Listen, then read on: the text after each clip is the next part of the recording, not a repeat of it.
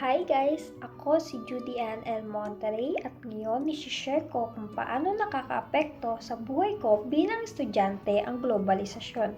Ang globalisasyon ay yung mas lalong konektado ang mga tao, kultura at ekonomiya sa buong mundo. Nakakaapekto ito sa kung paano tayo nag-aaral, ano ang pinapanood natin at pati na rin sa mga uso o trends na sinusunod natin.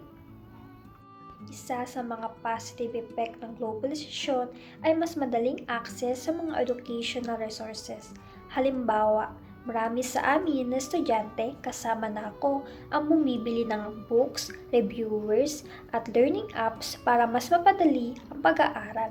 Dahil sa demand na ito, mas marami ang gumagawa ng bagong study materials at digital tools. Kaya mas madali para sa amin na matuto at makakuha ng updated na impormasyon. Pero kung may positive effect, may negative effect din, lalo na sa pop culture influence.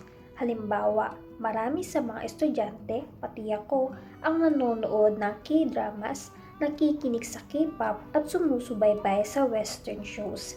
Dahil dito, mas nakakakonek kami sa foreign culture pero minsan nakakalimutan na namin ang local shows at OPM. Unti-unti natatabunan ng foreign culture ang sariling traditions at wika natin. Para sa akin, may advantages at disadvantages ang globalisasyon. Nakakatulong ito para sa pag-aaral at mas maraming kaalaman. Pero kailangan din nating tandaan ang sariling kultura. Para mas maging beneficial ang globalisasyon, dapat balance lang. Enjoy ang foreign trends, pero suportahan pa rin ang local products, music at traditions. Sa ganitong paraan, makukuha natin ang best ng dalawang mundo.